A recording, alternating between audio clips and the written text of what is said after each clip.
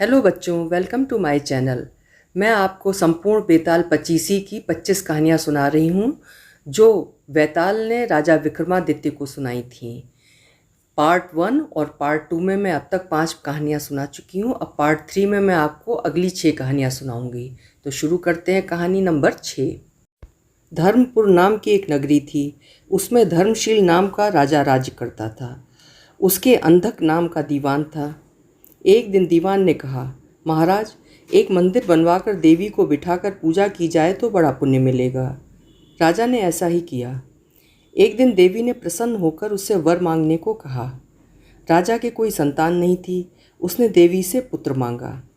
देवी बोली, अच्छी बात है, तेरे बड़ा प्रतापी पुत्र होगा। कुछ दिन बाद राजा के एक लड़का हुआ। सारे नगर में खुशियाँ मनाई गईं। एक दिन एक धोबी अपने मित्र के साथ उस नगर में आया। उसकी निगाह देवी के मंदिर में पड़ी। उसने देवी को प्रणाम करने का इरादा किया। उसी समय उसे एक धोबी की लड़की दिखाई दी जो बहुत सुंदर थी।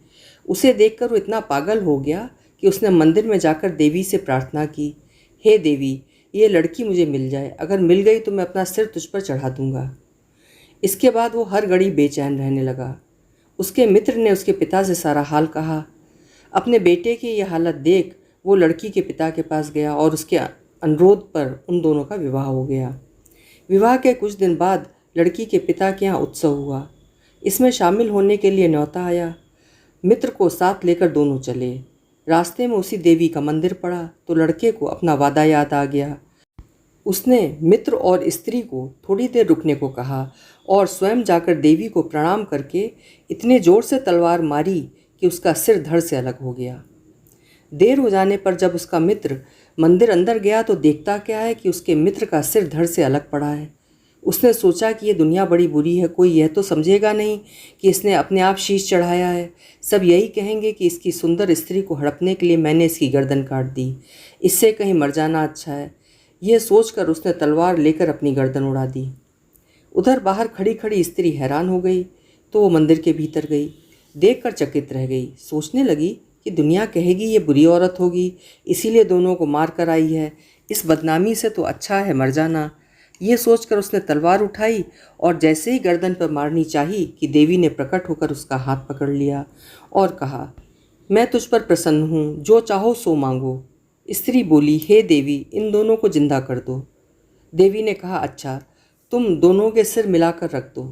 घबराहट में स्त्री ने सिर जोड़े तो गलती से एक का सिर दूसरे के धड़ पर लग गया। देवी ने दोनों को जिंदा दिया। अब वे दोनों आपस में झगड़ने लगे। एक कहता था कि यह स्त्री मेरी है, दूसरा कहता मेरी। वेताल बोला, हे राजन, बताओ कि यह स्त्री किसकी हो। राजा ने कहा, नदियों में गंगा उत्तम है, पर्वतों में सुमेरु, वृक्षों में कल्पवृक्ष और अंगों में सिर। इसलिए जिस शरीर पर पति का सिर लगा हो वही पति होना चाहिए। इतना सुनकर बेताल फिर पेड़ पर जा लटका। राजा उसे फिर लाया तो उसने नई कहानी कही। अगली कहानी। मिथिलावती नाम की एक नगरी थी। उसमें गुणधिप नाम का राजा राज करता था। उसकी सेवा करने के लिए दूर देश से एक राजकुमार आया। वो बराबर कोशिश करता रहा लेकिन राजा से उसकी भेंट न हुई। जो कुछ वो अपने साथ लाया था वो सब बराबर हो गया। एक दिन राजा शिकार खेलने चला। राजकुमार भी साथ हो लिया। चलते चलते राजा एक वन में पहुंचा। वहां उसके नौकर चाकर बिछुड़ गए। राजा के साथ अकेला वो राजकुमार रह गया। उसने राजा को रोका। राजा ने उसकी ओर देखा तो पूछा, तू इतना कमज़ोर क्यों हो रहा है। उसने कहा, इसमें मेरे कर्म का दोष है। मैं जिस राजा के पास रहता हूँ वो हजारों को पालता है पर उसकी निगाह मेरी ओर नहीं जाती। राजन, 6 बातें आदमी को हल्का करती हैं। खोटे नर की प्रीति, बिना कारण हंसी, स्त्री से विवाद, असज्जन स्वामी की सेवा, गधे की सवारी और बिना संस्कृत की भाषा। और हे राजा, ये 5 चीज़ें आदमी के पैदा होते ही विधाता उसके भाग में लिख देता है। आयु, कर्म, धन, विद्या और यश। राजन, जब तक आदमी का पुण्य उदय रहता है तब तक उसके बहुत से दास रहते हैं। जब पुण्य घट जाता है तो भाई भी बैरी हो जाता है। पर एक बात है, स्वामी की सेवा अकारत नहीं जाती, कभी ना कभी फल मिल ही जाता है। यह सुनकर राजा के मन पर उसका बड़ा असर हुआ। कुछ समय घूमने घामने के बाद वे नगर में लौट आए। राजा ने उसे अपनी नौकरी में रख लिया। उसे बढ़िया बढ़िया कपड़े और गहने दिए। एक दिन राजकुमार किसी काम से कहीं गया। रास्ते में उसे देवी का मंदिर मिला। उसने अंदर जाकर देवी की पूजा की। जब वो बाहर निकला तो देखता क्या है, उसके पीछे एक सुंदर स्त्री चली आ रही है। राजकुमार उसे देखते ही उसकी ओर आकर्षित हो गया। स्त्री ने कहा, पहले तुम कुंड में स्नान कराओ, फिर जो कहोगे सो करूँगी। इतना सुनकर राजकुमार कपड़े उतारकर जैसे ही कुंड में घुसा और गोता लगाया कि अपने नगर में पहुंच गया। उसने जाकर राजा को सारा हाल कह सुनाया। राजा ने कहा, यह अचरज मुझे भी दिखाओ। दोनों घोड़ों पर सवार होकर देवी के मंदिर पर आए। अंदर जाकर दर्शन किए और जैसे ही बाहर निकले कि वो स्त्री प्रकट हो गई। राजा को देखते ही बोली, महाराज, मैं आपके रूप पर मुग्ध हूँ, आप जो कहेंगे वही करूँगी। राजा ने कहा, ऐसी बात है तो तुम मेरे इस सेवक से विवाह कर ले। स्त्री बोली, ये नहीं हो सकता, मैं तो तुम्हें चाहती हूँ। राजा ने कहा, सज्जन लोग जो कहते हैं उसे निभाते हैं, तुम अपने वचन का पालन करो। इसके बाद राजा ने उसका विवाह अपने सेवक से करा दिया। इतना कहकर वेताल बोला, हे राजन, ये बताओ कि राजा और सेवक दोनों में से किसका काम बड़ा हुआ। राजा ने कहा, नौकर का। वेताल ने पूछा, सो कैसे। राजा बोला, उपकार करना राजा का तो धर्म ही था, इसलिए उसके उपकार करने में कोई खास बात नहीं हुई। लेकिन जिसका धर्म नहीं था उसने उपकार किया तो उसका काम बढ़कर हुआ। इतना सुनकर बेताल फिर पेड़ पर जा लटका और राजा जब उसे पुनः लेकर चला तो उसने अगली कहानी सुनाई। अगली कहानी। अंग देश के एक गांव में एक धनी ब्राह्मण रहता था। उसके 3 पुत्र थे। एक बार ब्राह्मण ने एक यज्ञ करना चाहा। उसके लिए एक कछुए की जरूरत हुई। उसने तीनों भाइयों को कछुआ लाने को कहा। वे तीनों समुद्र पर पहुँचे। वहाँ उन्हें एक कछुआ मिल गया। बड़े ने कहा, मैं भोजन चंग हूँ इसलिए कछुए को नहीं छूऊंगा। मझला बोला, मैं नारी चंग हूँ इसलिए मैं नहीं ले जाऊँगा। सबसे छोटा बोला, मैं शैया चंग हूँ सो मैं नहीं ले जाऊँगा। वे तीनों इस बहस में पड़ गए कि उनमें से कौन बढ़कर है। जब वे आपस में इसका फैसला न कर सके तो राजा के पास पहुँचे। राजा ने कहा, आप लोग रुकें, मैं तीनों की अलग अलग जांच करूँगा। इसके बाद राजा ने बढ़िया भोजन तैयार कराया और तीनों खाने बैठे। सबसे बड़े ने कहा, मैं खाना नहीं खाऊंगा, इसमें मुर्दे की गंध आती है। वो उठकर चला गया। राजा ने पता लगाया तो मालूम हुआ कि वो भोजन शमशान के पास के खेत का बना था। राजा ने कहा, तुम सचमुच भोजन चंग हो, तुम्हें भोजन की पहचान है। रात के समय राजा ने एक सुंदर वेश्या को मझले भाई के पास भेजा। जो ही वो वहाँ पहुँची कि मझले भाई ने कहा, इसे हटाओ यहाँ से, इसके शरीर से बकरी की दूध की गंध आती है। राजा ने सुनकर पता लगाया तो मालूम हुआ कि वो वेश्या बचपन में बकरी के दूध पर पली थी। राजा बड़ा खुश हुआ और बोला, तुम सचमुच नारी चंग हो। इसके बाद उसने तीसरे भाई को सोने के लिए 7 गद्दों का पलंग दिया। जैसे ही वो उस पर लेटा कि एकदम चीख कर उठ बैठा। लोगों ने देखा उसकी पीठ पर एक लाल रेखा खींची थी। राजा को खबर मिली तो उसने बिछौनों को दिखवाया। 7 गद्दों के नीचे उसमें एक बाल निकला, उसी से उसकी पीठ पर लाल लकीर हो गई थी। राजा को बड़ा अचरज हुआ। उसने तीनों को 1-1 लाख अशर्फियाँ दी। अब वे तीनों कछुए को ले जाना भूल गए, वहीं आनंद से रहने लगे। इतना कहकर बेताल बोला, हे राजा, तुम बताओ उन तीनों में से बढ़कर कौन था। राजा ने कहा, मेरे विचार से सबसे बढ़कर शैया चंग था, क्योंकि उसकी पीठ पर बाल का निशान दिखाई दिया और ढूंढने पर बिस्तर में बाल पाया भी गया। बाकी 2 के बारे में तो ये कहा जा सकता है कि उन्होंने किसी से पूछ कर जान लिया होगा। इतना सुनते ही बेताल फिर पेड़ पर जा लटका। राजा लौट कर वहाँ गया और उसे लेकर लौटा तो उसने नई कहानी कही। अगली कहानी। चंपापुर नाम का एक नगर था जिसमें चंपकेश्वर नाम का राजा राज करता था। उसके सुलोचना नाम की रानी थी और त्रिभुवन सुंदरी नाम की लड़की। राजकुमारी यथा नाम तथा गुण थी। जब वो बड़ी हुई तब उसका रूप और निखर गया। राजा और रानी को उसके विवाह की चिंता हुई।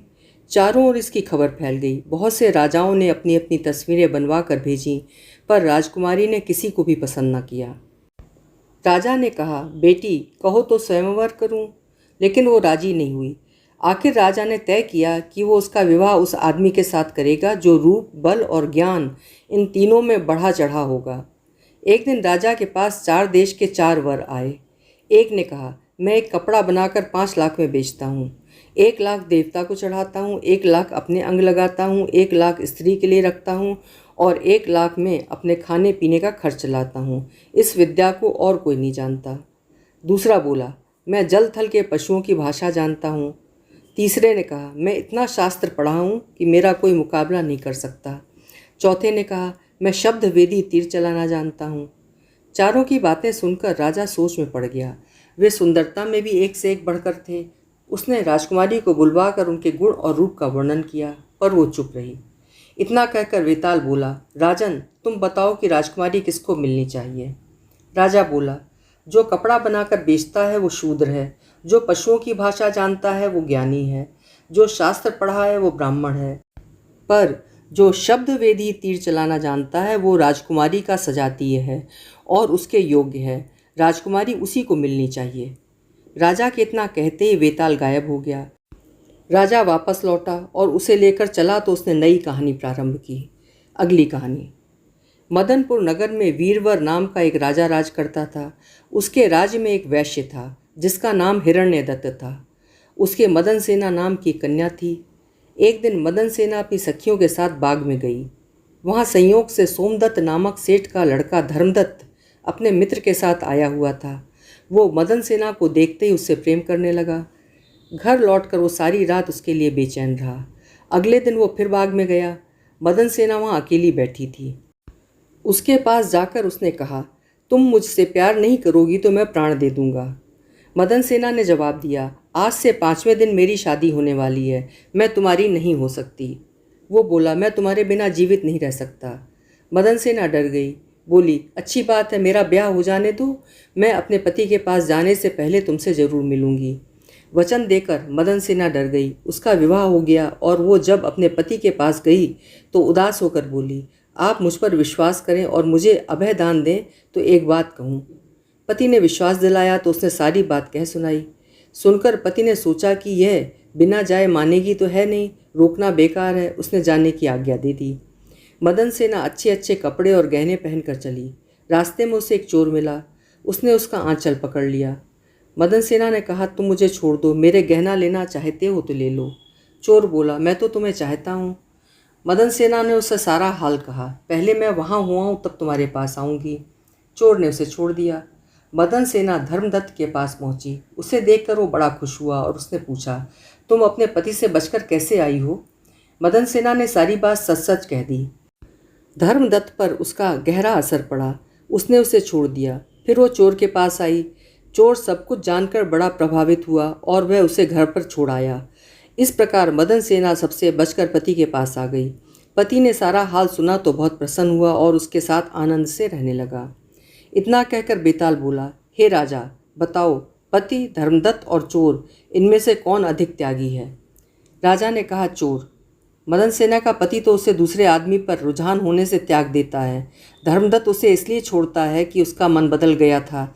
फिर उसे ये डर भी रहा होगा कि कहीं उसका पति उसे राजा से कहकर दंड न दिलवा दे। लेकिन चोर का किसी को पता न था, फिर भी उसने उसे छोड़ दिया, इसलिए वो उन दोनों से अधिक त्यागी था। राजा का ये जवाब सुनकर बेताल फिर पेड़ पर जा लटका और राजा जब उसे लेकर चला तो उसने ये कथा सुनाई। अगली कथा।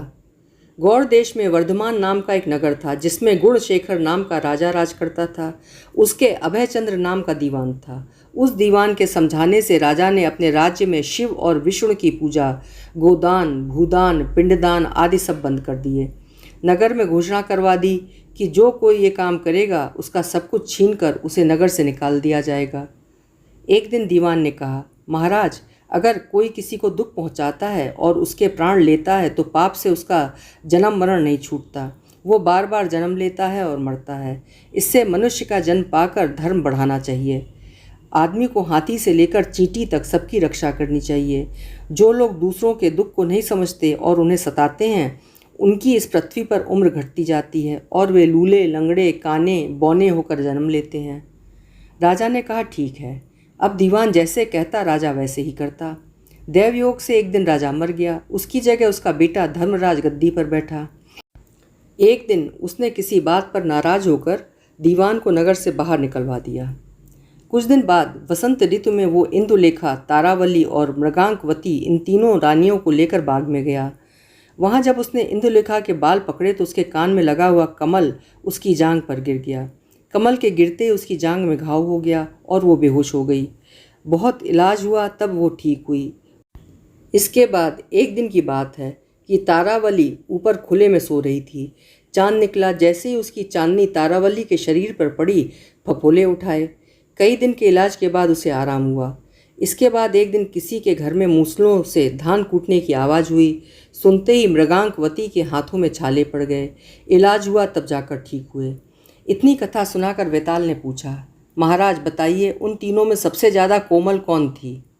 राजा ने कहा, मृगांकवती, क्योंकि पहली दो के घाव और छाले कमल और चांदनी के छूने से हुए थे।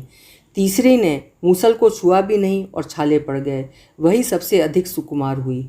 राजा के इतना कहते ही वेताल गायब हो गया। राजा फिर मसान में गया और जब वह उसे लेकर चला तो उसने एक और कहानी सुनाई। अब मैं पार्ट 4 में नेक्स्ट 6 स्टोरीज सुनाऊंगी।